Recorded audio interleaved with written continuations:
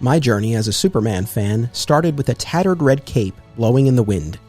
That ending rocketed me forward like a red-blue blur through a decade-long origin story and poignant tales of self-discovery and fatherhood, and backwards to the character's very beginnings.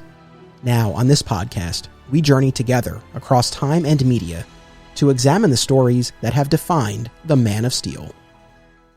Welcome to Digging for Kryptonite, a Superman fan journey. I'm your host, Anthony Desiato.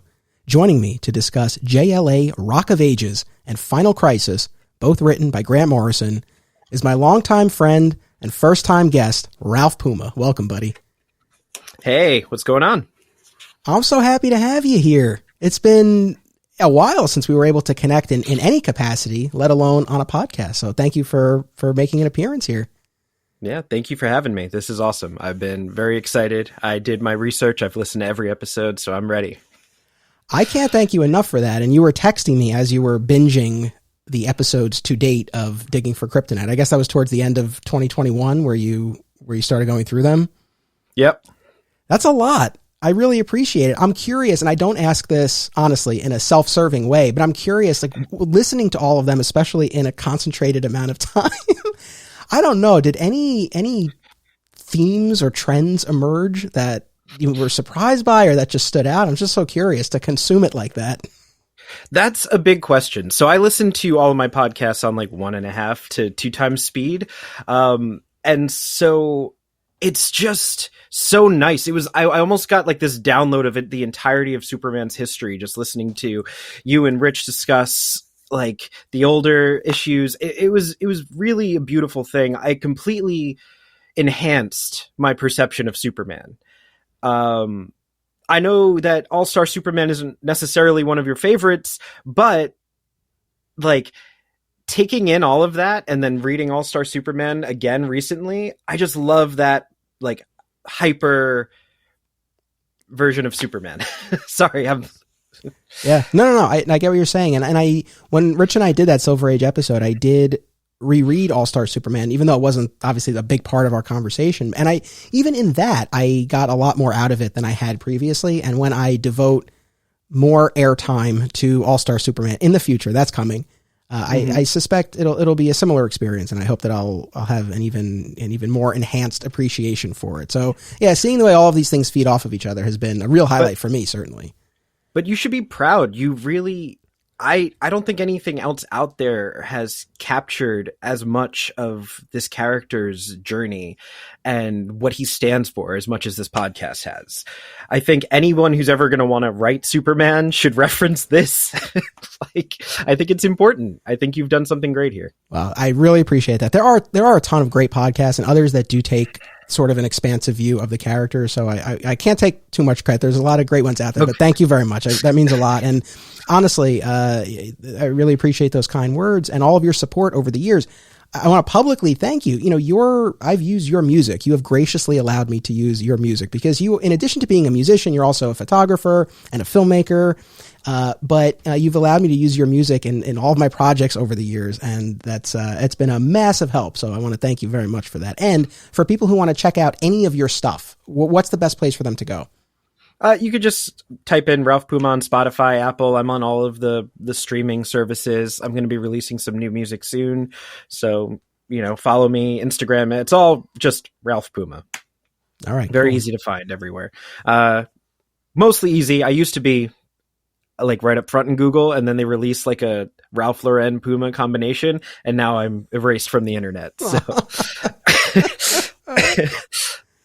And you and I have a comic shop connection at the inception of our friendship because we met through our old comic shop, the late great Alternate Realities in Scarsdale, New York. Both working there. I mean, I worked there for many years. You had a shorter tenure, but that was that's how we met, right? Was breaking down the shipment on a Wednesday morning back in the day? Yeah, pretty much. Like that was it was like something extra I was doing from the bakery because I wasn't really in school or anything. So Wednesdays, instead of working at the bakery, I got to go and work with Steve. And during that time period, I was also like with my friends and doing like senior parties for the first time. I couldn't do the 2 jobs and the partying, and it was a whole thing. But I really loved my time there. I learned so much about the industry. I learned so much from Steve and just his presence there, and meeting you and connecting in that way. And you're one of those friendships that makes this whole fate and life thing interesting, because you came out, it was almost out of the blue. You were like, hey, can I use your music for this documentary I'm making? I was like, I'm just finishing up film school. So it's really cool, how we've always managed to align in that way. Yes, for sure. No, I'm so glad that we had that comic shop meeting and that we've kept in touch. It's definitely been a friendship that I value very, very much. So we're here to talk about this pair of Grant Morrison works, JLA, Rock of Ages, from the 90s JLA series, issues 10 through 15, written by Grant Morrison, drawn by Howard Porter. And then the 2008 Final Crisis event, again written by Morrison, drawn by J.G. Jones, Carlos Pacheco, and Doug Mankey. And I believe we're both working off of the same volume. I have the Final Crisis trade paperback. That's I suppose the expanded version. It has the main 7-issue miniseries. It also has the 2-part Superman Beyond miniseries, the Submit one-shot, and 2 issues from Morrison's Batman run. And they're all inserted in their intended reading order to, in theory, give you the complete version of the story. Was that the one that you were reading from too? That is the one. All right, great. So I had you on for this. A, I wanted to connect with you, and B, you are one of the 2 biggest Grant Morrison fans I know, the other one being our mutual friend and past guest, Mike San Gregorio. But Mike's been on the show a bunch, and I wanted to, I wanted to share the spotlight and bring you on to talk about Morrison. I'll be honest. I guess I have some mixed feelings, and there's a little bit of trepidation about doing this episode. Whenever I talk Morrison, I always feel a little bit out of my depth, especially when I'm talking to someone like you or Mike, who is so immersed in the works of Grant Morrison. You've done so much reading and so put so much thought into what Morrison is trying to put forth with their work. Mm-hmm. And I guess the other aspect too is, for all the other episodes I've done, I feel like I've come into this with more of a take, not even necessarily anything groundbreaking, but I've come into other episodes with hopefully a measure of passion and certainly a strong opinion one way or the other. It's kind of hard to say where I land on this. But we're here to kind of work through it all together. And I suspect that the people listening to this, might identify with what we're talking about. These are not, Final Crisis in particular, not necessarily the easiest work to digest. No, it really isn't. The JLA run is almost like a mirror image to this Final Crisis run, and infinitely more digestible than what this is. You have someone's earlier work in comparison to something later on when they're almost kind of falling out of mainstream comics as well, and people are kind of looking to them to bring these indie, heady comic books, and to balance that kind of perspective of themselves and this massive event. It's a big task that he took on, and it's a massive book. And the first time I read Final Crisis, I'll be honest, I hated it. I didn't understand it. I was 19. I was so in love with Jeff Johns' Green Lantern at the time and everything else that was going on in the industry, and excited for Barry coming back and Jeff Johns writing that. And it was a different time. And over the years, as I learned more about Morrison, I hadn't touched this book. I hadn't touched this. I hadn't touched R.I.P. I haven't even touched those old JLAs, which are kind of right at the beginning of when I started reading.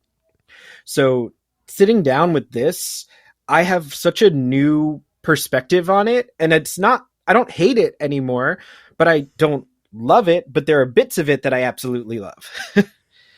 I honestly, even though the level of love that we have for Morrison, I think we're in different places, but I agree with so much of what you said. And just as a side note, I guess in the recent years, Morrison announced that they go by the they, them pronoun. So we'll do our best to adhere to that in this episode. And apologies if either of us slips up at any point, certainly not intentional, but thank you for the reminder. I'm so kind of out of touch with comics and the culture and everything right now.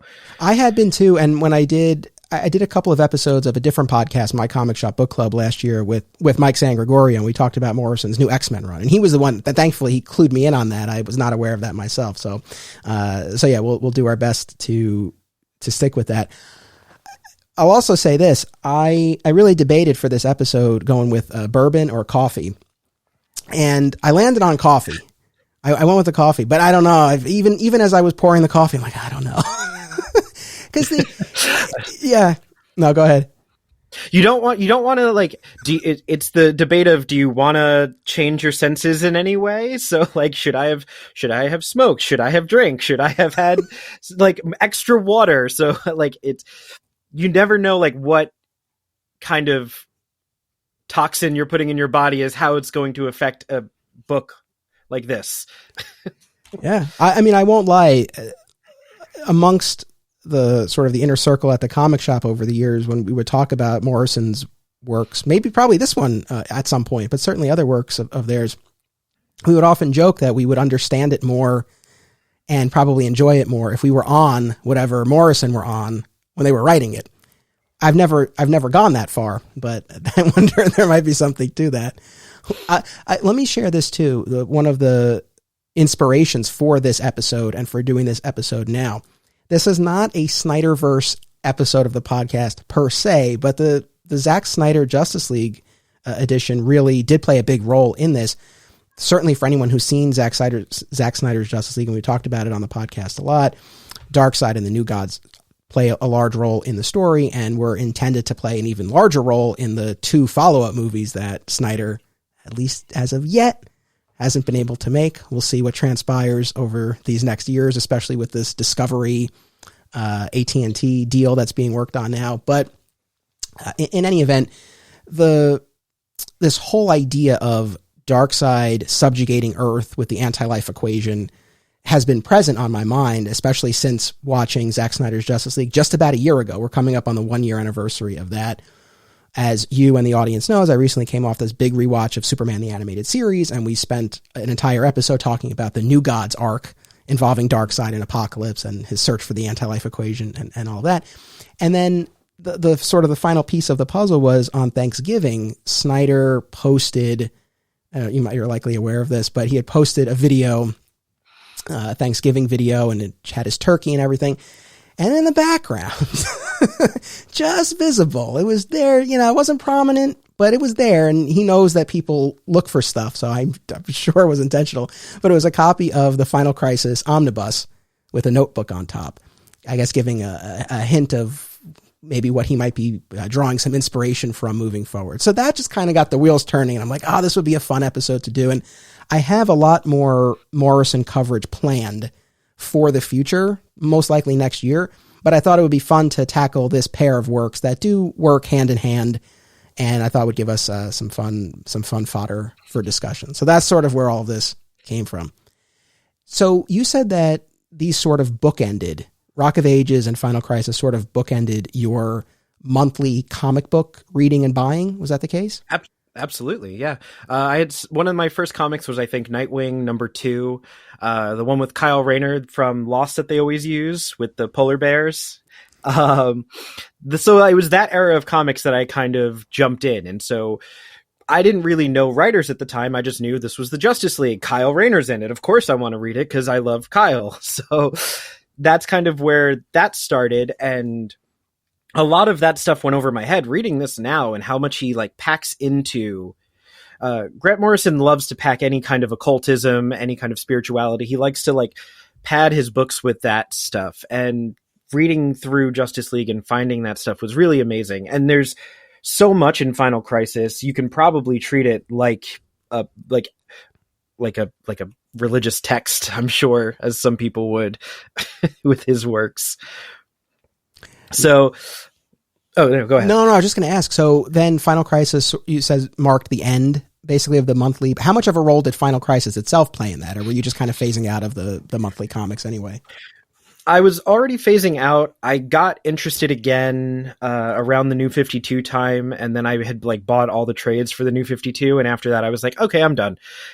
I think it was I think this kind of led up to that. It was an exhausting year in comics leading up to Final Crisis. We had so many weekly comics at that time period. We had, what was it? I think 52 and then Countdown and then Final Crisis, and the event books came to like this big exhaustive thing. And I think that Final Crisis in and of itself as a work is kind of a gateway drug out of comics. It's a big say, but like you can kind of utilize this book as the end all be all of the DC universe and then move on from here, because this is what every event attempts to be. And do they try? Do they succeed? Did this succeed? Well, DC just announced Dark Crisis. So as far as this one being the Final Crisis, I know that's an easy shot, but it's right there. It's like, I feel like they were asking for it with this title. Yep. How do you feel about the Crisis events, generally speaking, or even not? I mean, but especially in the realm of DC, most of them do tend to fall under that umbrella, or something like Flashpoint. Are you generally into those types of stories, or do you prefer more of the, I guess, smaller scale, more character driven stuff? There's a place for everything, and I think something within Final Crisis that they talk about is the duality. Should there be, shouldn't there be? Well, they both are going to have to exist anyway. I enjoy the smaller stories. I enjoy kind of more indie comics. I enjoy like the standalone character stuff. But if an event is done right, it could be really exciting. I think we all really latched onto and loved moments of Blackest Night. I think there was a lot of like buzz and conversation around that storyline and like cool moments that we could all connect with. I think this one has a lot of moments it's harder to find for comic book fans to talk about in the comic book store. And I think, is that what makes a successful event, or? That's a good question. And I want to circle back to that. I'll give a little bit of context, I guess, for myself, where I arrived at each of these stories originally. And since then, JLA Rock of Ages in particular did mark a bit of a turning point for me, right? As everyone knows, I started with Death of Superman. And so I was reading monthly through the 90s, but really exclusively the Superman books. And then JLA came along, and I was able to negotiate with my parents to be able to read that because Superman was in it, because I was limited to the Superman books. I've told that story.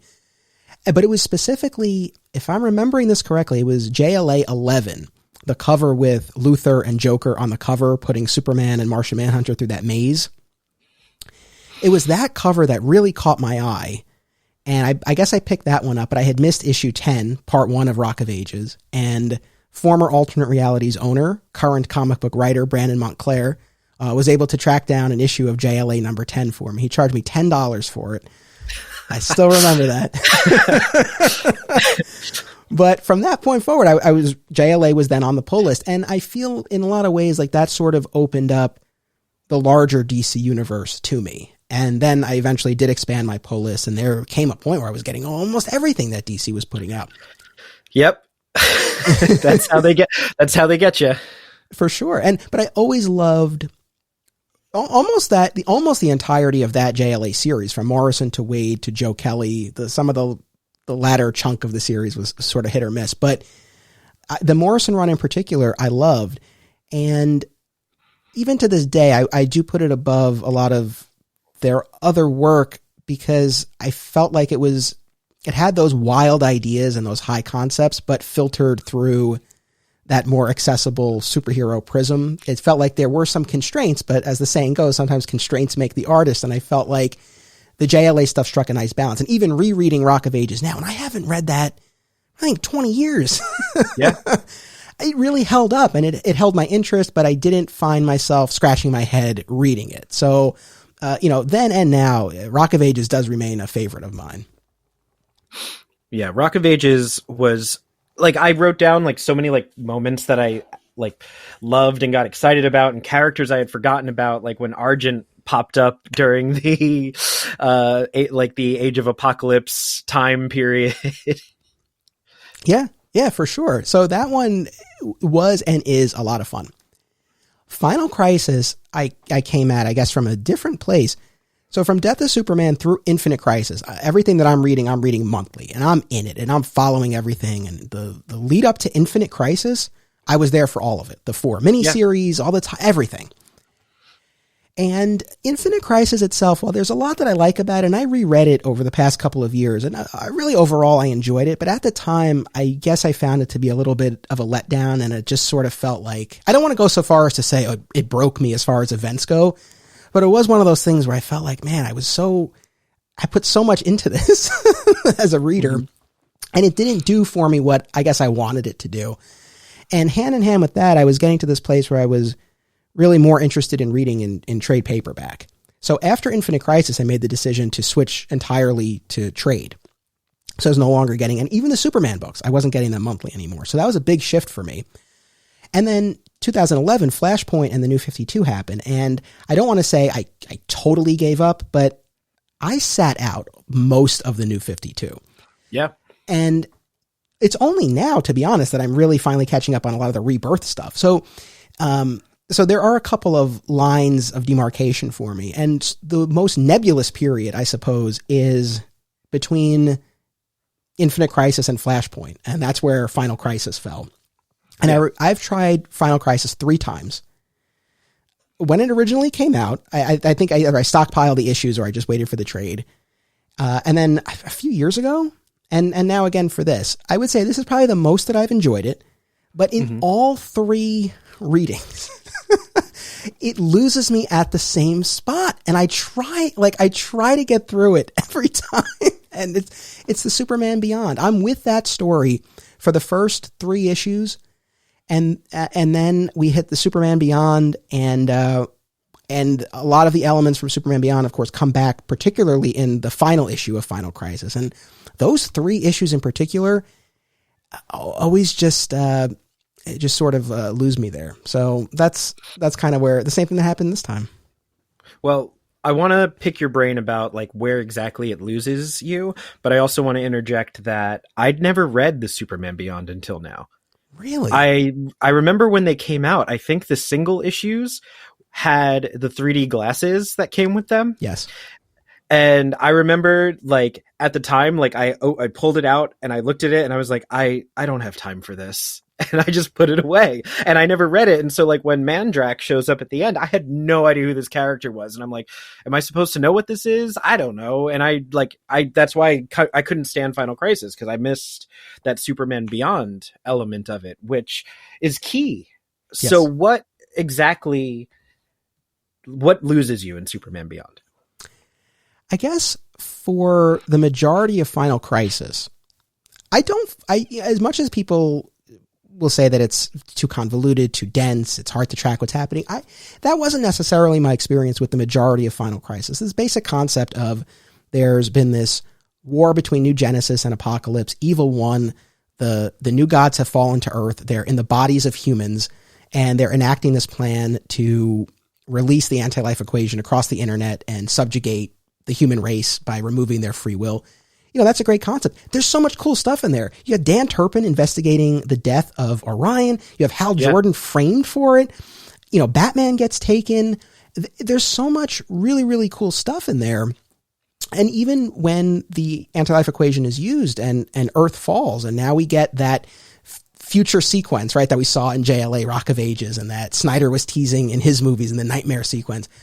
I was there for a lot of it.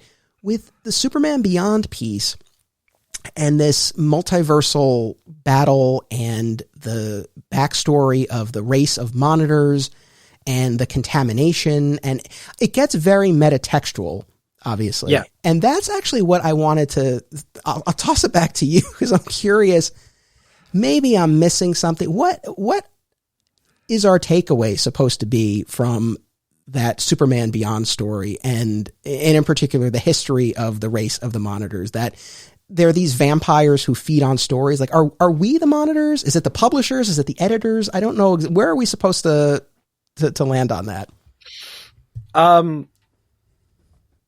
I will tell you what I got when I read it this time, and that was when Superman goes into the 4D vision for the first time.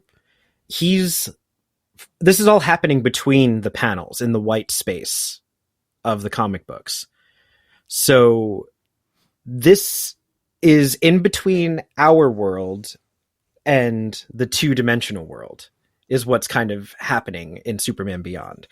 So all of the Supermen from all around the multiverse have been pulled between the panels to prevent Darkseid and Mandrak from getting out into our realm. Oh. And so that's kind of what and at one point Superman even reaches out into the comics and looks at us, which is technically his god. You know, without our thoughts, without us existing, Superman wouldn't. Okay. So he kind of like peers into the eyes of God. And now there's a lot of like Gnosticism, which is this kind of like old Christian cult that like a lot of occultism stuff is. And there's this thing called the Demiurge. And that's kind of what Mandrak is meant to represent, I feel. Oh, tell me more about that. So the Demiurge is a spinoff of Sophia, which I assume is what is her name? The one with the thing connected to the heart. Do you recall that monitor's name that pulls Superman in? Oh, I want to say Zillow, but I I lose track of the monitor's names. Yeah, I lose track of the. Yeah, it was something. So I assume that she's meant to be a representation of this like Sophia aspect in Gnosticism, which is meant to be the first split from God. So like what they talk about in that bit with like first there was the void, and then within the void there was the imperfection.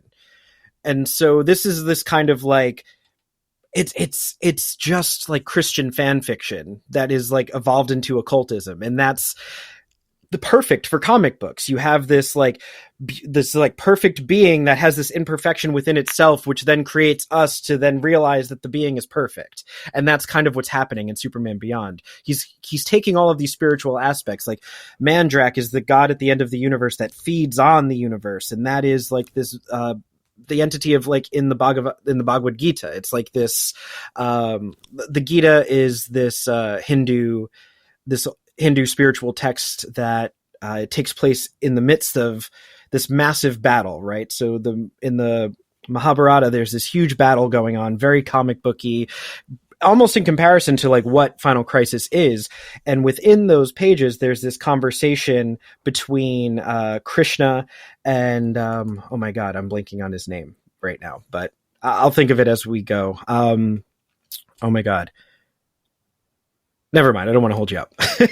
But this prince and Krishna, and they have this conversation like, what am I? Why am I here? I don't want to fight. These people are my cousins. I don't want to fight anymore. I don't want to be this warrior prince anymore. And Krishna basically talks with this prince and convinces him, no, you don't have a choice. This is your destiny. If you don't do this, reality basically won't work. All right. So there's a lot of those like spiritual, religious aspects being kind of put and seeded throughout these books. Okay. Now, these are things that and correct me if I'm wrong, but you had an interest in this already, right? Like, were these things that you were already reading about, or was it Final Crisis that sort of pointed you in that direction to try to get the larger context?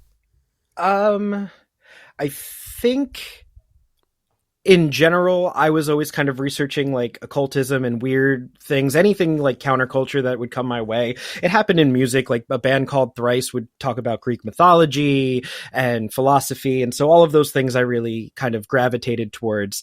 And I think it was finding out about the Invisibles and reading that through the first time to really try and like understand Morrison is when I kind of started to understand all of these other elements that he's pulling from, and all of these like religious stories and all of these like, 18th century Gothic novels and Robert Anton Wilson and all of these things that he kind of grabs these ideas from. So, all right, I guess here's the thing. Hearing you talk about that, right, and you've done all this reading and you laid it out beautifully, and clearly it's of interest to you. I appreciate what you got from this.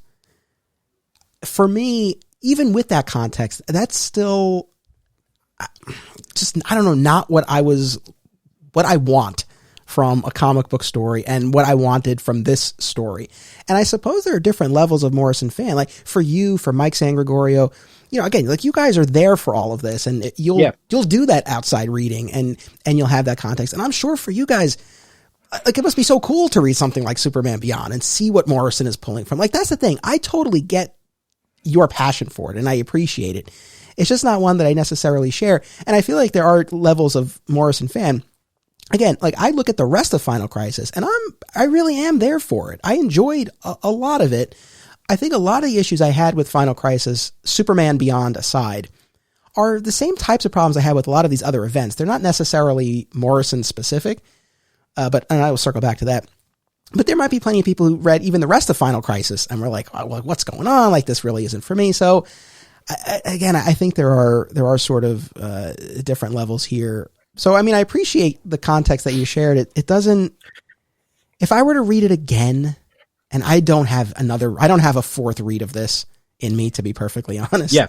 I don't think it would really make that much of a difference for me. And I don't say that in a dismissive way. It's just, again, just not my thing, I suppose. Well, I think that you should at least do another read through at some point of just the 2 Superman Beyond issues. I think there is a lot of stuff in there that is worth it for the character. He has this moment where he goes to the Infinite Library, right? Which is only the singular book that has every book within its pages. And if you read between the lines, you'll find exactly what you're meant to look for, which is kind of representative of all of Grant Morrison's work. Right? A lot of Grant Morrison fanboys can be like, you got to read this to understand this, to understand this. But like, I want to take these and kind of leave it in the context of these. And if you were to read that, you have a story of Superman looking at this infinite book and seeing that there is a peaceful void at the end of the universe, and that the universe is wholly indifferent, maybe good. And then you have Ultraman who reads it and is like, oh, there's this big vampire guy, everything's going to go to garbage and we're going to destroy the world because evil wins. And these 2 aspects of Superman read the same book and get that. And then you have the Atom Superman kind of smash these 2 Supermen together to get rid of duality in that moment, to awaken the avatar of this creator god within the comics. So Superman kind of reaching this holy, massive ideal to have this one last battle with this evil Galactus level villain. I'm envious. Honestly, I wish I had the perspective that you did on it. I would be open for you. I'd be willing to give it another read, but I just, and I don't, not to be cynical. I don't know. I think, you know, I'm sorting this out in real time, so bear with me, but I don't think it's so much like, clearly I didn't have the same takeaways that you did. And there's that whole other larger context that I didn't have in my head. So I guess to an extent I didn't quote unquote get it, but I think that my issue with it is just more, again, in that type of story and in that context that you put Superman in. And I've talked about this in other episodes. I don't love, generally speaking, stories involving Superman and the supernatural or Superman and magic. It's just not the context in which I enjoy seeing the character for any number of reasons. And this is like that, but, you know, to a whole other level. But so I think that's sort of where this loses me, even more so than like, oh, I didn't get what was going on. I mean, I got, I guess, the broad strokes enough of, yeah. I certainly got that, you know, this metatextual aspect here that we were going, you know, this wasn't like a fight with a villain. There was a lot more going on there. But I think it's just the type of story that I am or am not looking to see.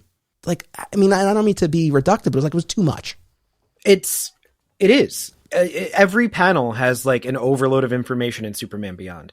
I have to say, like, by near the end of this trade, I was exhausted. I felt the despair. Like I was genuinely in that space. And is that what we're meant to feel? Is that what we're meant to go through to get to the ending, which thusly reboots, well, soft reboots at this time, the DC universe, but also gives us the very, very, very beginning of Metron basically being Prometheus and giving fire to the DC universe, and at the very, very end of the universe. So, I have a really good question. At about the last few pages, by the way, I know this is going completely off topic, but I wanted to ask you this because I'm still pondering over it. Batman is there with this other older being. And in the background, you see a crashed rocket. Is that meant to be a version of Clark at the beginning of a new universe, or is that, what do you think that little interaction is of this like old man that passes next to Bruce when he goes to carve the bat symbol on the cave wall? While I ponder that, let's take a quick commercial break and then we'll unpack that. So we'll be right back. Flat Squirrel Productions is an affiliate of BCW Supplies. The next time you need to restock on comic book bags, boards, boxes, and more, be sure to use promo code FSP to save 10% on your order. It helps support the show too. Thank you. Acme Comics is a locally owned and operated full-service comic book store in Greensboro, North Carolina for people of all ages and walks of life. Established in '83, this 9-time Eisner Award nominee uses their collective knowledge and resources to connect you with the best material available. They are ready and excited to assist you in navigating the wide world of comics. In addition to weekly new releases, graphic novels, and merchandise, they pride themselves on their significant contemporary and vintage back issue selection. Mail order subscriptions to new releases are available. All offerings are available to anyone, anywhere via mail order. Follow Acme on social media and eBay, listen to the Acme Cast on all podcast services, and visit acmecomics.com for much more. Film lovers and filmmakers should check out these festivals: Brightside Tavern in Jersey City, Hang On to Your Shorts in Asbury Park, Point Lookout on Long Island, and In the Cut in Bloomfield, New Jersey. Event details and submission info can be found at filmfreeway.com. Follow the fests on social media for updates on discounts, tickets, and more. Also, be sure to listen to the Hang On to Your Shorts and Cullen on Film podcasts, available via a shared universe network. If you're a fellow father out there, or if you're just interested in hearing a fun conversation, check out Shadadigans, a weekly podcast by dads sharing their dad experiences. Listen, relate, and laugh. One of the hosts has been a guest of this show, Justin DeVoe. In recent years, Justin has embarked on a truly remarkable fitness journey, which you can see for yourself on Instagram at RealLifeLobo. And if you're looking for guidance on your own fitness journey, check out at Iron and Honor. And we're back. So the rocket is what the survivors blasted out of the watchtower right before everything went away. Mm-hmm. Right. And I took the old man to be the first man that Metron gave the fire to. Oh, okay. That makes sense. That was my take on it, at least. I think I got at least that much right from this. Well, you got more than I did in that moment. But this truly is the beginning and end of the DC universe. Like, I don't think, what bigger event or bad has there been really since this? Has any event even touched like the scope of this? Like, Flashpoint wasn't a big event. Like, it wasn't like big world, multiversal world ending event, I don't think. No, that was more timeline shenanigans and then de-aging the characters and not even retconning, but just rewriting continuity. To be honest, I sat out all of the metal and dark metal, all that stuff that Scott Snyder did. I'll get to it at some point. And now we're gearing up for Dark Crisis. I don't know exactly what the scope of that is going to be, but yeah, I don't think there's been something quite on this scale since then. That's probably fair to say. I also want to jump back to something that you had said before, because I was thinking about this as I was reading it. As I recall from when this was originally coming out, I feel like there were some complaints among fans that, there had been that weekly series countdown to Final Crisis leading up to it, but I don't know how much, and I didn't read that, but I don't know how much coordination there necessarily was. And I remember at the time people complaining that it didn't really quite line up with that and maybe what else was going on in the DC universe at the time. And so I can understand when this originally came out why there might have been a little bit of confusion or frustration among fans. But reading it now, it does really stand on its own. I do think the trade paperback wisely included the additional issues that it did in order to make the volume more readable. But it really was something that you could sort of read at, I mean, not literally. Obviously, they were using the versions of the characters that were in use at the time, but it wasn't so tied to the ongoing continuity. It really, and especially now coming to it over, a decade later, it does work well on its own. You don't necessarily, as much as they did do plenty of tie-ins and other crossovers and things like that, you don't need them. How did you feel? I agree. I think that this is a pretty solid standalone work. Same with Rock of Ages. You can kind of read these both. Rock of Ages can even give you more context to things that are happening within this, right? So this Darkseid event is always going to happen in the DC universe. Whether it happens in the beginning, like it did for post New 52, or it happens at the very end, like it did for Final Crisis. Darkseid is always going to come down. It's always going to be the biggest thing the superheroes have to face. And what Morrison did was kind of put that in its own little bubble, kept that in the pages, and pulled back to what was going on in the white space between the pages for Superman Beyond. So you're kind of going even bigger than that, to almost like this like Valhalla, Ragnarok, never-ending war of the Supermen going on. Yes. Look, I love Superman, and this is a Superman podcast, and Superman Beyond is the most Superman-centric portion of the proceedings that we're talking about here. I wish that I had more to say or more positive to say about it. I really do. What did you? I was a little confused at the beginning of the final issue with the Brainiac 5 moment, because like that seems to come out of nowhere, even within the context of the trade. Was there anything that like led to Brainiac 5 being there, or are we just to assume that he was on his way back to Lois, he was pulled? So I haven't reread Final Crisis Legion of Three Worlds in a really long time, but I think that's where that connection point is. Got you. So this isn't Hull. Well, yeah, but close enough, I suppose. Yeah. But yeah, I mean, for the most part, yeah, I do think it. Yeah, I feel like it does stand on its own more than I don't know, maybe something like Infinite Crisis or something like that. That did have a lot more build up to it, that connected more tightly than this did. So ultimately, I would say that's a positive for this story. Like I said, the overall concept of it was really, really cool. And I think what sort of breaks my heart about Final Crisis is there were so many pieces that I wish more of the story had been built around. Like I would have loved to have spent more time with Dan Turpin investigating the murder of Orion, or Hal Jordan being on trial, framed for the murder of Orion and the attack on Jon Stewart. My God, this whole concept of the surviving Daily Planet staffers having a printing press in the Fortress of Solitude and continuing to put out editions. Like that's a fantastic idea. Like that's so cool. I wish some of those aspects had more room to breathe. I would have happily sacrificed the 2-part Superman Beyond for a 2-part Daily Planet Fortress of Solitude edition. Well, there's no room to breathe in this. It's relentless. There's stuff is happening constantly. It is the worst day that any of these heroes are ever going to experience ever from this. It's terrible. Everything bad that can go wrong, Batman dies. Like so much happens in this book, and none of those moments get their chance to like sit with you for a second. You don't have like that. Like, I feel like there's no pause or time, as you said, to breathe.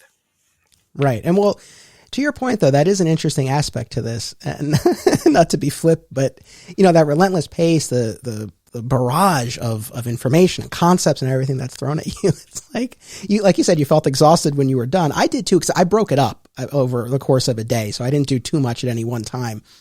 But it's like, was that, so we know what anti-life feels like? Like, yeah, maybe it is, I don't know, disorienting, I think maybe is too strong a word, but, I don't know. Some might feel that way, but it's definitely not a light read. Well, what do you think about the big Superman moment? I don't think it's cheesy. I think it's kind of beautiful when he is building the miracle machine and Darkseid's essence is kind of surrounding him and kind of doing that last, Jason Voorhees, I'm still here coming to get you. And Superman goes, Darkseid always hated music. Like, I think that's a beautiful moment. I think that's like such a, like,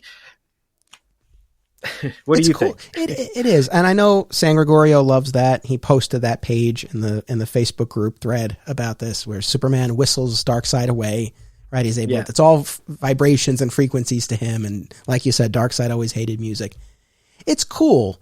I think a part of me was just kind of over it by that point. I wasn't, really, it didn't really, like, it's funny. I was really thinking about this. If I were to remix the Final Crisis, and it's not my story, so I wouldn't do it, but if I pulled out Superman Beyond and most of issue 7, I quite like Final Crisis. I just don't need Mandrak. I don't need, see, Darkseid as the embodiment of evil and his plan. That's enough for me. I don't need this higher level threat on the white pages of the like, again, I get it. Like, and I know that's, that's what this was building towards, but I feel like if you pull out Superman Beyond, and again, most of that last issue, you keep the few little epilogue pages. Maybe I'll give you Superman whistling. I honestly, if this is a 6-parter and we lose that other stuff, I like Final Crisis a lot more. I would have a very different opinion of it overall. I guess I just felt like there was enough. It felt like too much when we get to the Mandrak piece. I think Darkseid's a phony. I think Darkseid needs all this other stuff to be this big bad. I mean, even if you look at JLA Rock of Ages, he always has that announcer. He always has Godfrey being like, look it's the big bad Darkseid. Here he is. He's coming. But does Darkseid ever really do anything but like backhand somebody every now and then? Like, what does Darkseid himself do? He needs to build up, as he says in one of his villain speeches, all of these like idiotic maggots and all of, he needs all of this stuff to all of these individuals to look down on. He's not a whole being. Darkseid is looking for some kind of spark of joy, but he can't find it because he is the embodiment of negative energy. Yeah, that's an interesting take. I feel like, having just come off of rewatching the Superman the Animated Series, I feel like the DC Animated Universe made him more of a whole character in that sense, maybe. But I think in the context of these stories, I mean, your point is well taken. I just searched Final Crisis Explained online just to see what came up, and I saw a Reddit thread where someone was like, explain it to me like I'm 5, like the bit from The Office with Michael Scott not knowing what a surplus is. And someone said it's about depression. Yeah. And I said, all right, I kind of get behind. I went into the reread with that in mind. And certainly when we're talking about anti-life, and especially even when we see this equation, this mathematical proof of, loneliness and isolation and despair and this loss of self and everything, I definitely could see that. But I guess I get your take on this, because the way anti-life is portrayed in these stories, in both stories, it's, broadcast into people's minds, and or they have these helmets placed on them. I feel like it would have been more impactful if people were really succumbing to it, not being forced into it. Do you know what I'm saying? Mm-hmm. I think on the pages of a comic book, it's more interesting to have those elements of the helmet and the like being forced to the fighting, the big dramatic moments of like, Ollie getting the helmet put on him, Black Lightning getting the helmet put on. 'Cause in those moments, they are kind of losing hope. They are on their last legs, they're at their final moment in that sense. And they do succumb to it, but in a very comic book kind of way. Yeah, fair enough. I guess I think to where we were going in the Snyderverse, and we've gotten a good sense of this from the nightmare sequences from the Snyder movies, as well as what Snyder has discussed in interviews as far as where he was going. And the idea for the next movie in the Snyderverse would have been that Darkseid killed Lois while Batman was supposed to be protecting her. And in his grief and despair and anger, Superman gives in to anti-life. And that gives us the Superman that we've seen in the nightmare sequences. Mm-hmm. That to me is emotionally resonant and powerful and more meaningful than if someone slammed a helmet on his head. Yeah, I don't disagree with you there. I wish that we had more of Turpin's kind of transformation into Darkseid. That's something that, because I, reading this, didn't really get that it was the same Dan Turpin from the animated series or from even New God stuff, because I'm not that familiar with like older New God stuff as well. So I'm going into this kind of not knowing too much of the backstory of the New Gods yet. That's still something I have to tackle in my own like readings. But after listening to you about the animated series and going into this and being like, oh, that's Dan Turpin, this is almost kind of simultaneously happening with that. You know, Darkseid has to take down Turpin to be able to kind of fully embody his despair in a sense. Yeah. Oh, that's the thing. I mean, maybe more time with Turpin, maybe that could have been our representative for this idea of, people giving into it. But I guess it's just looking on the other side of it is, sort of breaking them free. I guess maybe I was looking for more of a moment in the story where there's people see hope, and that as opposed to like the Ray putting Metron's signal over the entire planet and Oracle killing the internet. It's just, I don't know. I guess there's so much with Morrison with these high concepts and the meta text of it and everything. But I don't know, as far as getting in and out of Anti-Life, it just feels very, I don't know, pedestrian almost in terms of like, that's where I was looking for the moment of hope to help them break free or something like that. I think that would have gone a long way for me if there had been something like that. And it's funny because even though I've read it before, I didn't remember all the particulars of it. And as I was reading it this time, I was like, oh, maybe is that like what Barry Allen is here for? Barry Allen is the hope that's going to allow them to break free from this. But, he does it for Iris, right? She's watching the broadcast. The eyes are red. She's succumbed to it. He kisses her. We see the little electricity between them. Yeah. She snaps out of it. That's great. I wanted more of that stuff. That is a great moment. Yeah, I have to agree with you on that. I wonder why those choices were made. What? Now you got me thinking. Because, as I said, those last two issues I struggle with still. While you ponder that, let me say this, because I had touched on this before, the issue that I have with a lot of these events. So this is not a Morrison Final Crisis critique.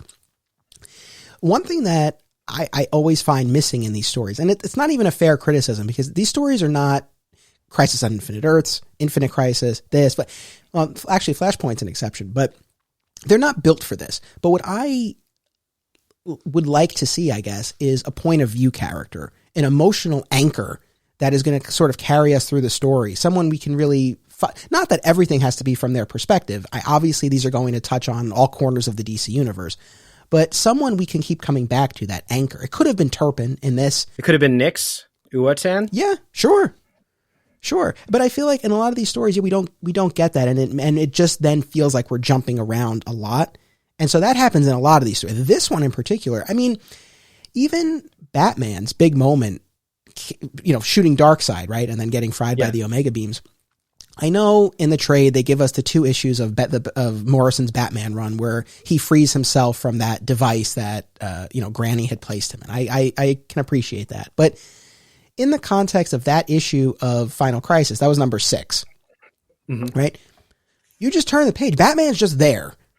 He's just there. He has the gun. He has this moment, and it's a cool moment, but it just comes out of nowhere. So it's that jumping around that with all of these events, I'm not the biggest fan of, but I understand, that's kind of part. That being said, within that moment, it's one of my favorite Batman moments. I think it's awesome. Yeah. There's so much in here because we haven't even like touched on this monitor that got sent down to help awaken people too. Like and he was only there because he was being imprisoned for something that I've completely forgotten why he was imprisoned, what he did. Earth 51 died on his watch. Right. Do you know what that is? Or do you remember what that was from back in that time? Or is it just like a plot point? I don't, that might have been something from Countdown to Final Crisis or not. And they might have just come up with it for this. I'm really not sure. Yeah. But there's so many little cool moments that I could see someone younger reading this and latching onto it and wanting to expand those elements, which is brought me back to Rock of Ages and how I felt as a kid with all of these little things and being like, oh, who's Orion? Who's that? Oh, who's this? And kind of wanting to expand and see more of those characters. So in the sense of an event, I think it might be successful in introducing all of these concepts and all of these characters and like, oh wait, why would Batman never use a gun? For someone who's never touched a comic, and let's say, you know, Final Crisis number 6 is their first comic, and that's a lot to take in. Yeah, no, fair enough. And I think that's, like I said, I don't think these stories are built for a point of view character necessarily. I think in large part for the reason you said, you know, these are universe spanning events, and as I meant to appeal to readers of any of the DC books or a new reader. So, you know, that's fair enough. And I know I've not been so hot on this comic, but some of the things that I really did like, and I've mentioned a bunch of them previously, I really did love the moment with Batman and Darkseid and the line about, I made a solemn vow about firearms, but for you, I'm making a once in a lifetime exception. Yeah. It's great. And when, you know, it's a powerful moment when he gets hit by the Omega beams. Obviously we see at the end of issue 7 that he's been sent to the past. And then we have the Return of Bruce Wayne miniseries that shows him making his way through time. But I remember at the time that number 6 came out, like that was a big deal. Yeah. You know, Batman had not died before, like, in a big way, at least. Yeah, and it wouldn't be a crisis without Superman carrying the lifeless body of a fallen comrade in his arms. It's kind of his thing. I have a couple notes that I wrote down. One of them is I just wrote Superman supervillain protest of vigilante abuse. I thought that was so funny. Yeah. Yeah. Metron being Prometheus, I thought was really cool. I thought that was a cool moment to have as well. The Reverend Godfrey was also a great idea. And, oh yeah, John Jones gets murdered in this too. Like, so much happens. Yeah, that's like... so much happens. An afterthought. But it's like terrifying. You know, you have the Legion of Superheroes. He gets marched out and just like lit on fire in front, and like on like the internet, on like, it's crazy. That's like Orion dies. That happens. So much happens in this miniseries that like, it's kind of hard to hold it all in your head. As you said, they wish that they had more time to breathe, but also we're here talking about this as like this complex work. That's true. That lack of room to breathe is part of the design of the story for better or worse, but that is part of it. I do recognize that.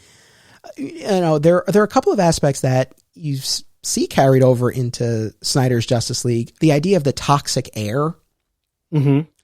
You know, we see that mentioned in both Rock of Ages. You know, when Aquaman swims out of the water, when he shows up in the future that's been taken over by Darkseid, talk about the toxic air. And then, of course, here in Final Crisis, they set up their base of operations in Bloodhaven, which had this, you know, nuclear explosion that wiped everyone out. So that idea of the toxic air. And also, I think what I've come to appreciate more between Superman the Animated Series and especially Final Crisis is more of this idea of, yes, Darkseid is this, you know, alien being, but is really this force. And the very presence and essence of Darkseid has an effect, right, on people and on the earth and reality itself.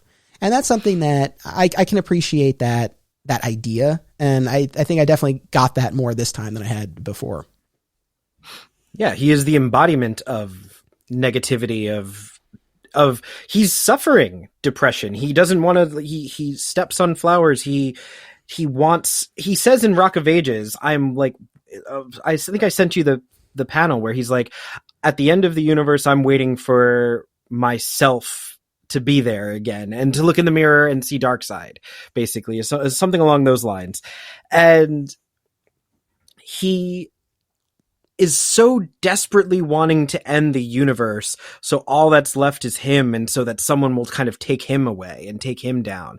And he almost gets that with the Black Racer. He gets that fear for the first time. And same with the Atom, when the Atom goes in and starts just tearing away at his brain. Yeah, in Rock of Ages, that was terrific. Yeah. Well, Rock of Ages also has that perspective. I think in every issue, you get a really beautiful like individual perspective from each character. In the first one, it's kind of like a regular Justice League story, right? You're kind of thrust in, bad guys show up, you're introducing all the characters, it's kind of hectic. But the second issue, it's entirely Kyle's perspective, and it even starts with him in first person.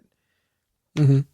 And then the third issue, entirely Aquaman's perspective. And it just carries on that way, that you kind of get this like individualized story that you don't get as much in Final Crisis because there's so many characters involved. Yes.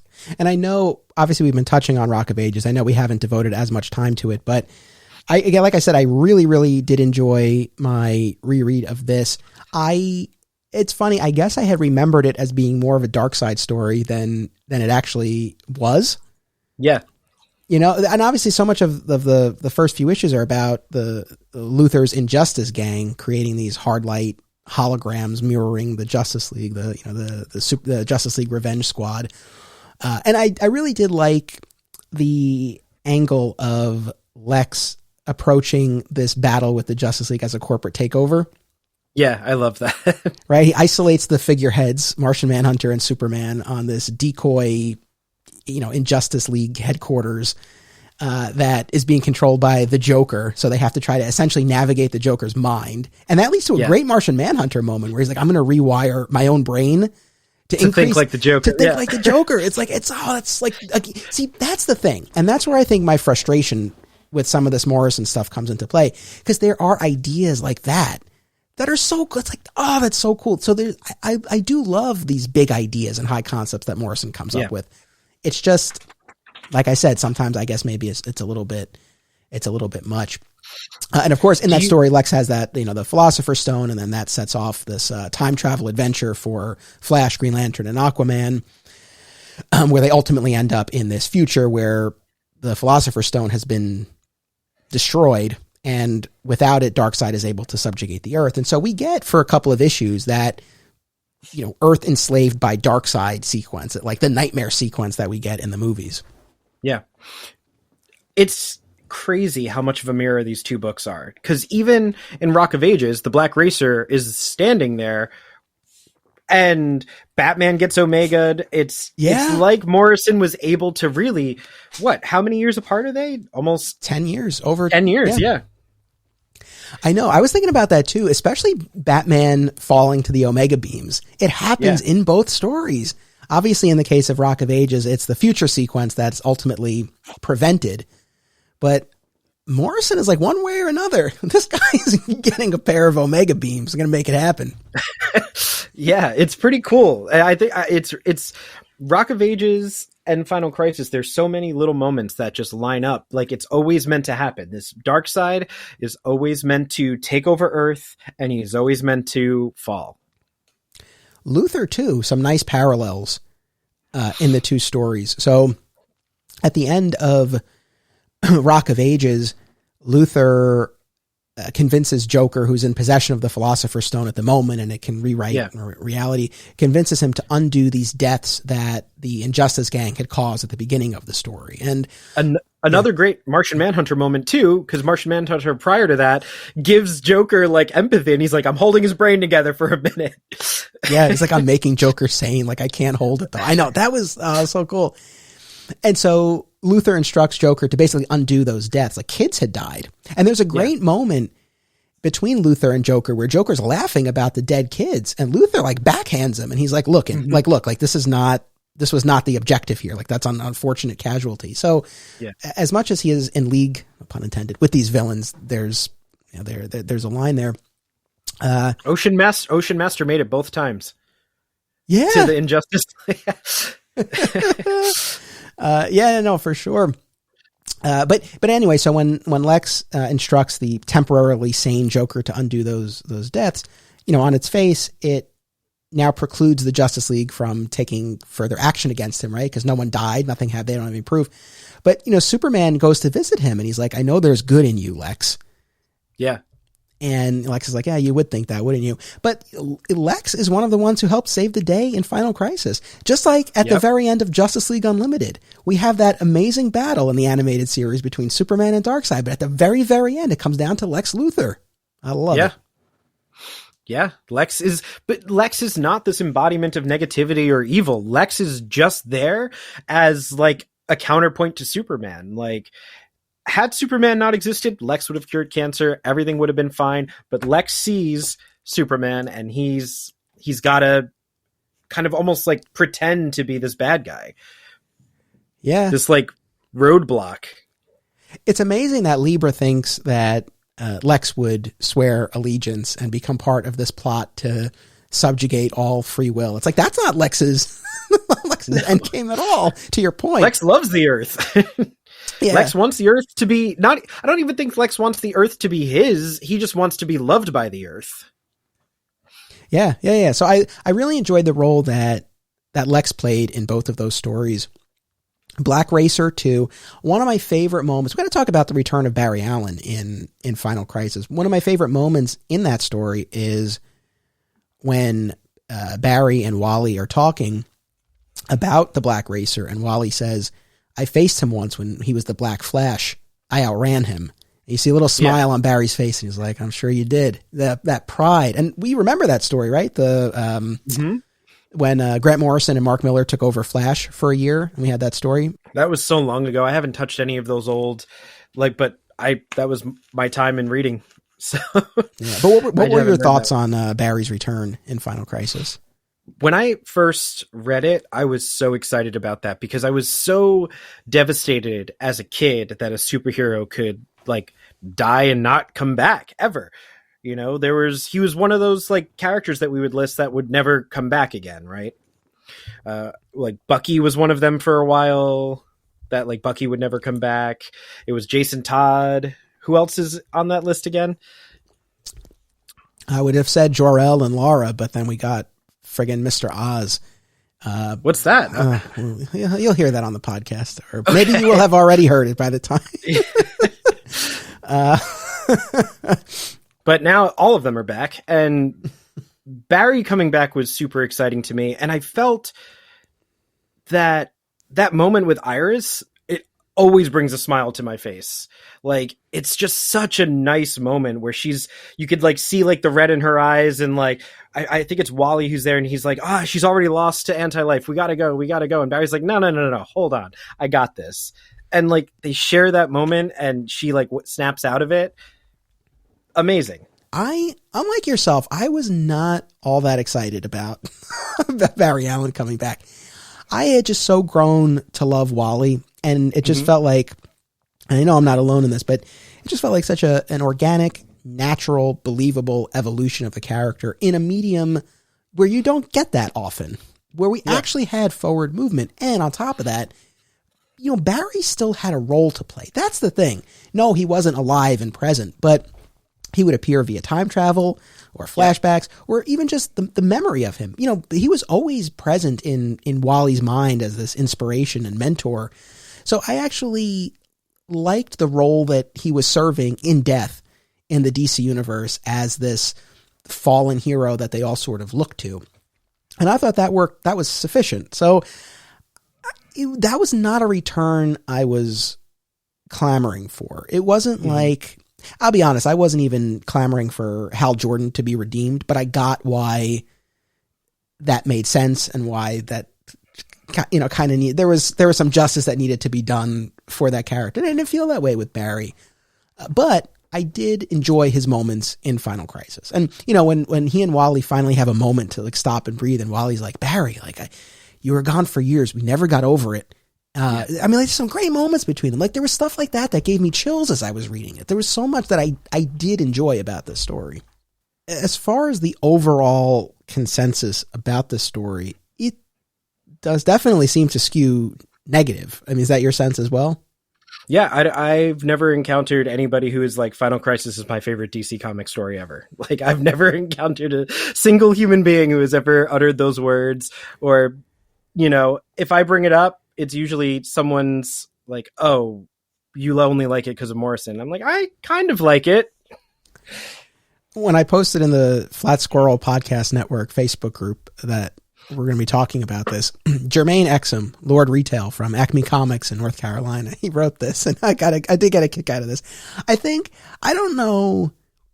I don't know how much I ultimately agree, but I think this probably represents why a lot of people don't like it.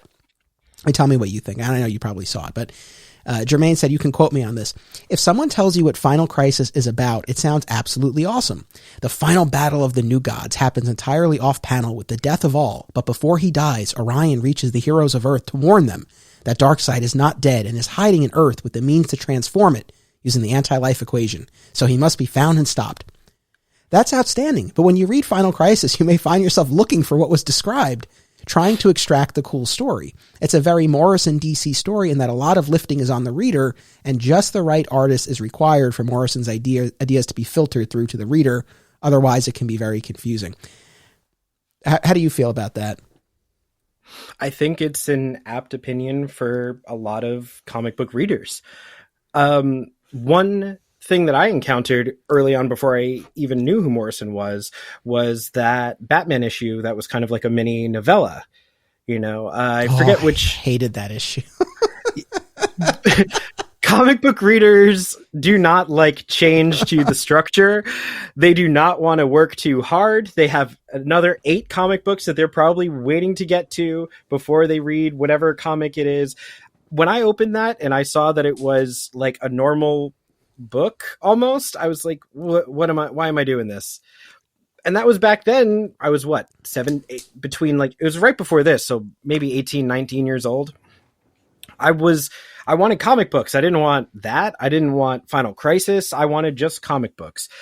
And I think there is a space for stuff for Morrison's storytelling style and pulling from all of this pre-culture and trying to fit as much knowledge and lessons and spirituality and philosophy into it. There's a beautiful, if you ever get a chance, and anybody listening to this, just go back and read, I think, the first paragraph of H.P. Lovecraft's Call of Cthulhu. And within that, there's this beautiful phrasing about how science, once it finally learns how to connect every aspect of our reality, will open up terrifying vistas that our minds will not be able to grasp. And I feel that the evil within Final Crisis is what Morrison is trying to touch on, is a similar kind of terrifying vista. Think about if God was a all-hungry vampire, and that was our perspective of it, like what Ultraman got out of it. That is a terrifying concept, that at the end of the universe, there's something eating the planets and coming for us. And that's kind of what happens in the Bhagavad Gita. At one point in this spiritual text, Arjuna, that's the name of the prince, he turns around to Krishna, who has been his Alfred, basically, and he's revealed to be this god, and he's like, let me see you. I want to see you. I want to see you. I want to see you as the god. Let me see your true form. And Krishna shows him, and it's this world-eating deity that's coming. And it's almost like the Ouroboros, so the infinity symbol. It's constantly eating and being reborn. And he's so terrified, the prince, that he cries and tells him, no, just go back. I don't want to see who you are, actually. And that's kind of what Mandrak is meant to represent, is this, or even Galactus. That's what Galactus is meant to represent, is this kind of aspect of God that none of us really want to think about. And I think that idea might be heavy for a lot of comic book readers. I think a lot of ideas within Final Crisis, not trying to be like, oh, you don't get it or all of that, but it's almost like we kind of have to wash over it because oh, if this was real, this would be awful. Man, if the technology was telling us how to think, that'd be really awful. I'm trying to capture exactly what my feeling is towards all of this. I think for me, it's, the story has to be rooted in the characters and some sort of emotional arc for them. And in a lot of these events, not just Morrison's, but in this in particular, I don't really find that. And the ideas are cool enough, but again, I think it's just a matter of what I'm looking for. It's not like, that's the thing. It's not even like, oh, I don't think they told a story well. It's not even that. It's just not really what I'm looking for. Again, I'll go back to Snyder's Justice League. I love that movie. I love that you have this story of ultimately this group of broken people, orphans, who have to come together. And you see each of them have the arc that they have over the course of that movie. To be taking Cyborg as an example, to go from this guy who's lost his mother, fractured relationship with his father, loses his father, in theory is all alone, and has that moment where he says, I'm not broken and I'm not alone. And he's surrounded by these people he's aligned himself with, and he's able to help save the day. That was power. Like I connect with that. I didn't have that type of connection really with any of the characters in this story, and I wanted to. And that, I think, for me is a big part of what was missing. And so all those other, big ideas, like it's cool, but it's just not enough for me. Or it's not what I'm looking for.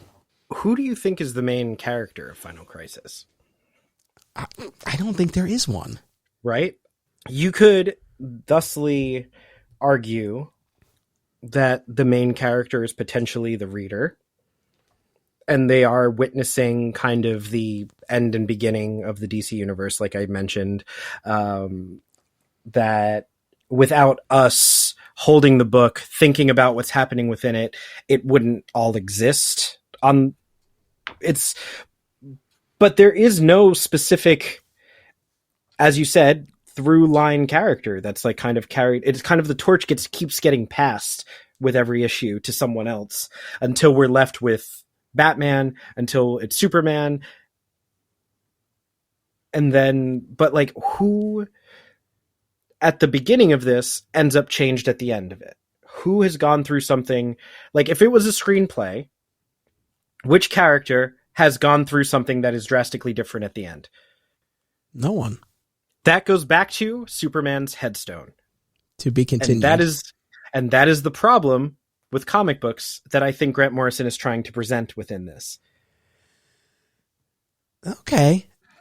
So, it's funny as we talk about this, I mentioned Infinite Crisis earlier, and how initially I was a little bit let down. But at the same time, you look at that story and we begin with the Trinity and their fractured relationship. And we get to a point at the end where they've mended fences. And on top of that, you have the survivors of the original multiverse, specifically the Superman of Earth 2, who literally bursts through into the story with this aim of resurrecting Earth 2. The wrong Earth was used as the basis for the new Earth after Crisis on Infinite Earths. We're going to fix it. And he goes through and ultimately sees the error of his ways by the end of the story. So there you do have some of those arcs. And yeah, here you really don't. And I guess, like, your point is well taken. If that's the ultimate meta commentary that Morrison is making, that's fine. It just doesn't really resonate with me. I said before that it's kind of like a gateway drug out of comic books. I think we all, at around Final Crisis, felt this big, like, disheartening of event comics. I think we all kind of felt that exhaustion. I remember like talking about it in stores, like, oh man, like there's 52 issues and then there's another 52 issues and then there's this. And we kind of were aware of the never ending Ragnarok of what is comic books. There will always be Superman fighting Darkseid. There will always be Superman fighting some cosmic force at the end of time, and it will always keep getting bigger and bigger and bigger and bigger and bigger until it ends up being this Rust Superman versus Mandrak, I guess. In fairness, one of the things that I have grown tired of with events that this book is not representative of, in fairness, is the constant continuity reboots or reworkings. And there was a time where I was there for all that. I was there for 0 Hour, Crisis in Time. I was there for Infinite Crisis. What is continuity going to look like after this? Even Flashpoint, I was curious as to how that was going to shake out. Now, I don't care anymore. Yeah. And this, in fairness, is not about reworking continuity. So I do appreciate that aspect of it. But yeah, it is one of those big events that I think we do tend to get burnt out on. Mm-hmm. What else did you want to talk about? Because we've been going for an hour and a half, and I'm sure there's more that you had in your notes. I want to make sure. What else did you want to talk about? I had a lot about Rock of Ages. A lot of like cool Kyle moments. I've always loved Kyle, and it's just really cool that, you know, within this you get to see that he is potentially one of the most powerful characters in DC. Like with his why, because of his creativity with the ring, the things that he does are so much more interesting than anything that Hal comes up with. And like, I just loved like seeing that character, and like, as simple as silly as it was when he had the big like head, like suck up the ocean with a straw. And when he gets like stuck in one of the, you know, the evil Justice League's like constructs, he just like makes a door and walks out of it. And it's like, come on. He almost can like kind of maneuver through the panels differently than other, like a cartoon character almost. Yeah, Kyle's awesome. And I love the way Morrison used him in that story and throughout the run. You know, Kyle was still very early in his career at that point. And I think Morrison did a great job of showing us these mythical, larger than life DC superheroes through the eyes of a newbie. I thought Morrison used him to great effect. The diner scene with Connor is so good when Cersei shows up. And he's just like, nah, man, I'm not doing this. I'm out. This is weird. She's weird. I gotta go. And then like later on, Wally's like, no, I don't want to hear about his love life. We gotta save the world. It's just, there's so much like fun stuff like that in Rock of Ages that when you look at Final Crisis, it's like, man, this is really dark in comparison to how light the same story and the same structuring was between the two. Yes. Well, what do you attribute that to? Is it that there were more editorial constraints on Morrison at the time? Is it just that they changed as a creator? Is it that they told that one story and now this was the other story they wanted to tell? Where do you think that comes from, that stark contrast? We could just make it like a yin and yang, right? The superheroes won in that one. They beat Darkseid, they beat the Injustice Gang. Yeah, Lex Luthor walked away, but inherently it's a comic book. Everything got reset by the end of that, except, you know, now we're disbanding the Justice League. So that's the only thing that really changed in that. Yeah. It's a very positive, and then you have Final Crisis, which is everything goes wrong. Everybody dies. The whole universe collapses, except at the very end of it, Superman makes everything all right. So everybody lives in peace within the pages as the panels fade away for the final time. Yes. With that miracle machine, he wishes for a happy ending because he's Superman. Yeah. Of course. The ultimate positivity. Sure. That's the thing. As a Superman fan, you would think I would have been all over a moment like that. Like I said, by the time I got there, I was really kind of done. But I can honestly say that I went into this reread with an open mind and an open heart, and I really tried. And there was a lot that I enjoyed, and I would really say that I was on board with Final Crisis to a point. Just going back to Rock of Ages and Morrison's run on JLA in particular, but you see it particularly in Rock of Ages. The Electric Superman era was kind of a tough time for us Superman fans, but the Morrison always did a cool job with the electric powers in JLA. I gotta say, I haven't gone back and reread the Superman books from that time. That'll be next year on the podcast, but this was the first time I was reading Electric Superman stories in a while, and I was like, hey, that's pretty cool. Do you like the callback to how he ultimately defeats Mandrake? To the electric powers? I'm holding energy inside of me, and he releases the sunlight. Oh, that's right. Yes. Ah, yeah. Got that energy absorption. Yes, that is true. You know, we haven't talked about the art in all of this, and that's whenever I do these episodes, I know I tend to focus the lion's share of the discussion on the writing, but Howard Porter has always been a favorite of mine. Mm-hmm. And the art held up great in Rock of Ages. I loved his stuff there. What did you think? It's so fun and so bright, and it has this like 90s feel to it that you don't really see that much anymore in comics. And to Lord Retail's point about the importance of the artist in a Morrison work in particular, I do think there's something to be said for that, to really help the reader process maybe some of these larger ideas and everything that's being thrown at you. So I love the Howard Porter stuff. On Final Crisis, honestly, individually, I do quite like, I mean, Carlos Pacheco, I think, only helped out a little bit on a couple of the issues. It was primarily J.G. Jones and then Doug Mahnke doing Superman Beyond and the entirety of the pencils for issue 7. And I enjoy both of them individually, as always. And I think it would have been nice if one artist could have done the entire book, but unfortunately that wasn't doable. Oh, there's always those restraints, and the deadlines are always hard to reach. But both books capture the time period that they're from perfectly. Now that you've reread this and we've had this discussion, I mean, where does Final Crisis sort of fall for you with comics generally, and specifically within the bibliography of Morrison? It's definitely maneuvered higher than it was, because I couldn't even stand it originally when I had read it. I was 19. I had no concept for any of this stuff. I have to say the Superman Beyond portion, I disagree with you. I think it is one of my more favorite Morrison moments. It kind of encapsulates a lot of the ideas he is attempting to convey. I just wish I was more eloquent enough to kind of help and assist in conveying those.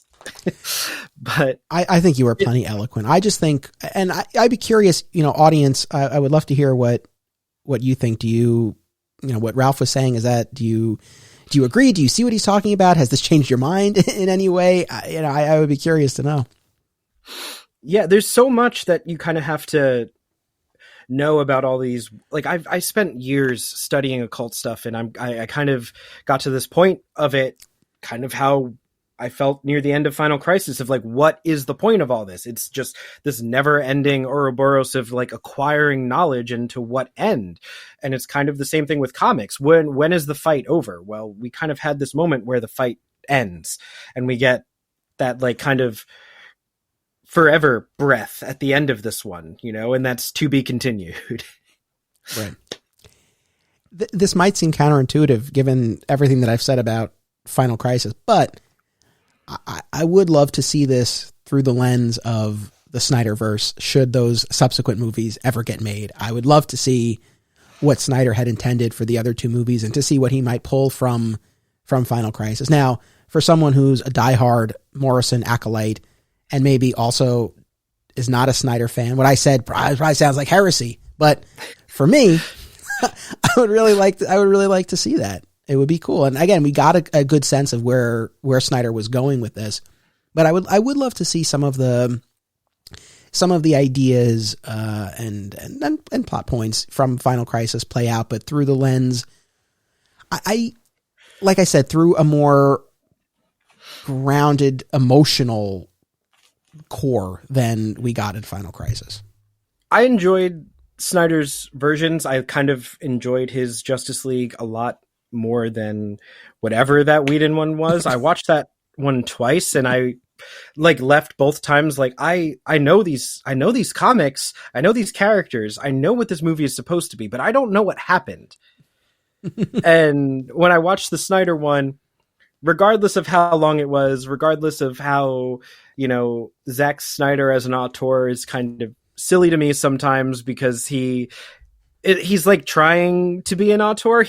Of course there's going to be a Leonard Cohen slow motion song moment, and you can kind of pick out these moments that are Zack Snyder, but it's also kind of charming in a sense. I would like to see if he does a translation of Final Crisis. I think that would be interesting. Is he necessarily the director I would want, or would I want him as an executive producer on it? Unsure. Fair enough. But you came around a bit on the Snyderverse, right? From where you were originally? I came around big time, and that's because I had not seen the Batman v Superman until recently. And seeing that, I was like, oh, why didn't we get this movie? The Ultimate Edition, you mean? Yeah. Yeah. Yeah.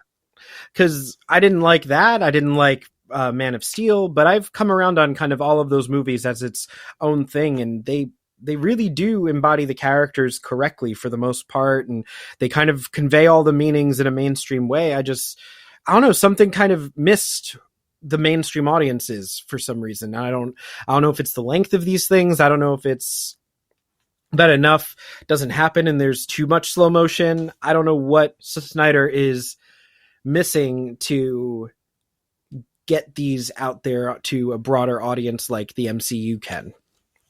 Sure. I will say, because I've heard, since I've done a number of episodes on the Snyder stuff, I have heard from a bunch of people who have said that, like yourself, their appreciation for it has grown with subsequent watches. And I'm in that category. I always defended Man of Steel and Batman v Superman, but not with the fervor that that I do now, because it used to be like, hey, they don't deserve all that criticism. There's some really good stuff in there. But now, again, they work for me on so many levels.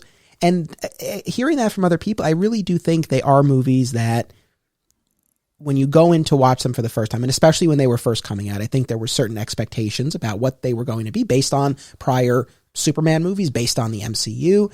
And what we got was very different. And I think that was, talk about a challenging work, right, mate? Yeah. Look, wait a second. This all ties together here, like challenging in different ways. You're looking at Final Crisis or the Snyder movies. But I do think that they challenge people's expectations of what they were going to be, and maybe they weren't what people wanted or thought they wanted going in. And that can totally color that viewing experience. But I think once you can kind of go in with more of an open mind and see them, like you said, for what they are, this is a specific version of this universe that we're getting.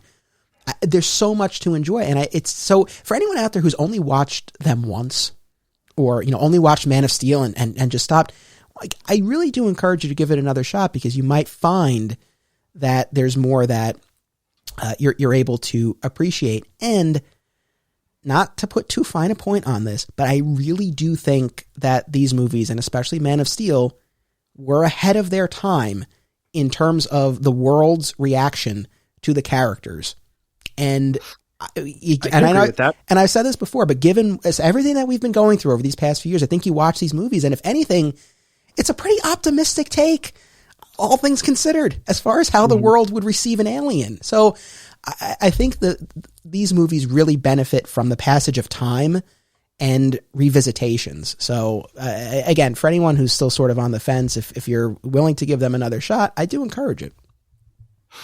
I agree, as someone who did not care for them at all. I mean, we've had conversations about how much I just couldn't stand them even, and how I felt that, obviously that big moment that everybody argues over of Superman killing Zod, and was like this. I've kind of even softened on that. I think when I look at the Snyder movies, and when I look at some of the other DC events, there are those moments that are grounded in emotion that really make an impact on me. And that's in large part what I found missing in Final Crisis. All the ideas are cool. I don't have the same level of appreciation and the context that you do, but I do appreciate it in my own way. But I think there's that other side of it that was missing. Infinite Crisis, for anyone who hasn't picked up on it, my sign off at the end of every one of these episodes is, it's about what you do. It's about action. And that's a moment from Infinite Crisis. As Superman has finally defeated Superboy Prime, and he's surrounded by kryptonite, and he's falling to the ground, and he's making this point to Superboy Prime. It's not what you call yourself. It's not what you put on your chest. It's about what you do. It's about action. Moments like that so clearly stand out. That's my sign off. And a lot of these other stories have moments like that. And that's, for me, what I kind of need to some extent, and what I didn't find, with some exceptions. Again, I thought the Barry and Wally stuff was pretty powerful. Like I said, for you, maybe I would reread Superman Beyond, but I don't know how many more readings of this entire thing I really have in me. I think I kind of get what it is, and that's probably where I would leave it. But what else would you like to say? In the context of Grant's work, Invisibles to me will always be tops. There is so much in there. I've been reading every reference they've made in that work to kind of understand it more and more. And Final Crisis was a joy to read, because it's like getting back to that on like a light or a preparatory version, because Invisibles goes to some, like, if you can't tolerate this, you're not ready for Invisibles yet. I love their Doom Patrol is fantastic. If you haven't read that, their Animal Man is kind of the gateway drug into the like the really like trippy stuff. I would say do Animal Man, do Doom Patrol, do Invisibles. Final Crisis is them trying to take that completely into the mainstream with mainstream characters, deifying these characters to the point of Superman basically becoming the god that protects the comic book itself. So it's a big concept that they're battling with in this. I think it delivers. I think it takes multiple read-throughs. I think it takes the context of religion and occultism and spirituality and the history of comics and what happens between the pages, off the pages. It's a hard read, though. It's not light. As I said, I even was exhausted by the last few, the last two issues in this. It all moves so quickly at that point. It's almost like the singularity is happening. Like everything is rushing to this point of high drama. The worst thing that's ever going to happen is happening. Darkseid wins, and then we get the release of complete peace, and the DC universe ends, and it's a complete happy ending. I think that might be why we all necessarily didn't like it, because we are shown this lens looking through Superman, looking back at us, that this Ragnarok, this never-ending battle of the superheroes, will never end, and that's kind of a warning. Well said, my friend. Well, listen, thank you very much I'm so glad that we were able to have you on the show, your first appearance, not your last. But thank you so much for taking the time to embark on this reading project and this discussion. It's really been a lot of fun. Thank you for having me. It was not the easiest one to tackle, but I was here for it. I had more fun talking about it than I did reading it. Good. And for anyone out there who has similarly mixed feelings or negative feelings, I suppose, about Final Crisis, hopefully you derived more enjoyment from the podcast, and hopefully that can redeem it a little bit. And for those who love Final Crisis, right on. I hope you continue to enjoy it, and I hope to one day join you in the sun in enjoying Final Crisis. I don't know that it would happen unless, look, if we ever get those other Snyder movies and he uses elements of Final Crisis, that might prompt another reread, and I don't know, maybe at that point I'll get something else out of it, having seen it brought to life in a different way. Maybe. We'll see. Anyway, thank you, Ralph. Thank you, audience. Thank you for having me. My pleasure. Thank you so much, man. My pleasure. All right, everyone, make sure you come back in 1 week for our next all-new episode. And until then, remember, it's about what you do. It's about action. One action I hope you will take is to consider joining my Patreon community. My exclusive Lois and Clark, The New Adventures of Superman Rewatch podcast is available now at the $1 level. Many more rewards are available too, including a robust back catalog of bonus podcasts. All pledges come with a money-back guarantee. Thank you to all patrons for enabling me to produce this show.